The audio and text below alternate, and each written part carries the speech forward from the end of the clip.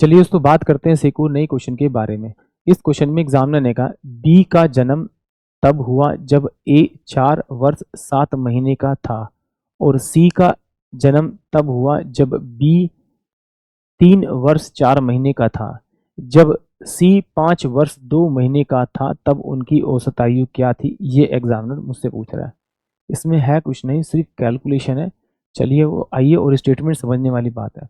तो देखिए पजल नहीं होना, लाइन नहीं बनानी, सीधे सीधे आप जैसे रीजनिंग में पजल वाले क्वेश्चन करते हैं इस तरह से आप 3 बॉक्सेस बना लिए, और अगर बॉक्सेस की जरूरत नहीं आप समझ सकते हैं तो आप फिर डायरेक्ट आप इसे कर सकते हैं, मतलब बिना बॉक्स के बनाए भी कर सकते हैं।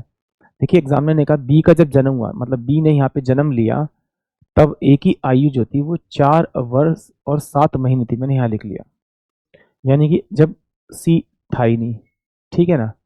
उसने कहा बी का जब जन्म हुआ जब ए 4 वर्ष 7 महीने का था और सी का जन्म तब हुआ जब बी 3 वर्ष 4 महीने का था।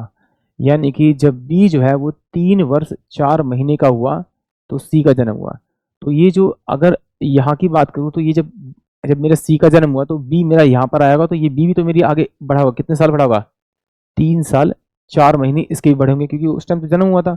तो इसकी एज में 3 साल 4 महीने बढ़े हैं, तो एक ही एज में भी 3 साल 4 महीने बढ़े होंगे। अब सी का जन्म हो गया। अब कह रहा है सी की एज जो था नहीं, आज जब सी 5 वर्ष 2 महीने का था तो उन तीनों की औसत बताइए। अब ये यहाँ पर जन्म हुआ तो इसका मतलब ये कितना बढ़ा होगा? 5 साल 2 महीने ये बढ़ा होगा और 5 साल 2 महीने ये बढ़ा होगा। इसका टोटल कर लेते हैं। तो 4 3 7 7 5 12, 12 साल। तो ये कितना हो जाएगा? 6 6 12 13, 12 साल 13 महीने का अब ए है जब सी 5 साल 2 महीने का है, और बी कितना है आपका? 8 साल, और ये कितना है आपका? 6 महीने का हो जाएगा। ये कितना है? 5 साल और 2 महीने का। अब इन तीनों की एज मुझे पता लग गई, इन तीनों का सम निकाल लेते हैं। तो 12 और 8 20 और 5 25, टोटल 25 ईयर आ गया।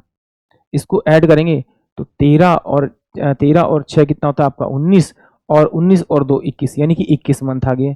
अब ये टोटल मंथ 21 है, तो 12 प्लस का अगर मैं 9 करूंगा तो मेरे पास में 21 बनता है, और 12 महीने का मेरा साल होता है, तो इसको मैं 26 लिख लूंगा। 26 26, और ये कितना हो जाएगा? 26 और 9, ये मेरे पास में तीनों की एज का सम आ गया। औसत निकालना है, 3 ही % है, 3 से डिवाइड करते हैं तो 3 अट्ठे 24, तो यहाँ पर 8 आ जाएगा। अब यहाँ पे बचेगा आपका 2, और ये 2 जो है मेरा ईयर में है। अगर ये मेरा ईयर में है तो इसे मुझे 12 से मल्टीप्लाई करना पड़ेगा। 12 दूनी 24, ये मेरे पास 24 आ गया, और यहाँ 9 महीने पहले था, इसमें आप जोड़ दीजिए तो ये कितना हो जाएगा? 33, और 33 का जब 3 से डिवाइड करेंगे तो 11 आएगा, यानी कि 8 साल 11 महीने उन तीनों का औसत आएगा। यानी कि ऑप्शन जो मेरे पास में डी होगा वो इस क्वेश्चन के लिए करेक्ट होगा। अगर इस तरह से नहीं करना चाहते, सबको मंथ में कैलकुलेट कर करना चाहते हैं तो उससे कर लेते हैं, कोई बात नहीं, दोनों से आंसर सेम आएगा। एग्जामिनर ने क्या कहा? पहले दे रखा है उसने आपका 4 साल, सॉरी 4 साल, यानी कि 4 × में आपका 12, तो ये 12 चौक 48 और प्लस का 7 महीने, यानी कि 7 7 14 15, यानी कि 55। यानी जब बी का जन्म हुआ, यहाँ पे लिख लेते हैं, ये ए है, ये बी है और ये सी है। जब ए का जन्म बी का जन्म हुआ तब ए जो है वो 55 था, 55 महीने का था। टोटल कितना था? 55 मंथ का था, क्योंकि मैंने क्या किया, इस ईयर को मंथ में बदलने के लिए मैंने इसे किससे डिवाइड किया? 12 से डिवाइड किया। 12 चौक 48, 48 और 5, सॉरी 48 और 2 कितना हुआ आपका? 50, और 5 55 हो गया। तो बी का जन्म हुआ, और जब बी 3 वर्ष 4 महीने का था, यानी कि इसको मैंने 12 से मल्टीप्लाई किया, 12 से 36, 36 और 4 40। जब बी 40 का था तो ये ए कितने का हुआ होगा? इसमें 40 जोड़ दीजिए, तो ये कितना हो जाएगा आपका? आपका 95 साल का होगा, 95 साल का होगा। और उस टाइम सी का जन्म हो चुका होगा। फिर कह रहा है जब सी जो है 5 वर्ष 2 महीने का था, तो ये 12 से मल्टीप्लाई करूंगा, 12 12 12 पंजे 60 दो। जब सी जो है मेरे पास 62 मंथ का था, ये सारे सब मंथ में, यही बात ध्यान रखना, थोड़ा सा अगर बोलने में दिक्कत है तो ध्यान देना।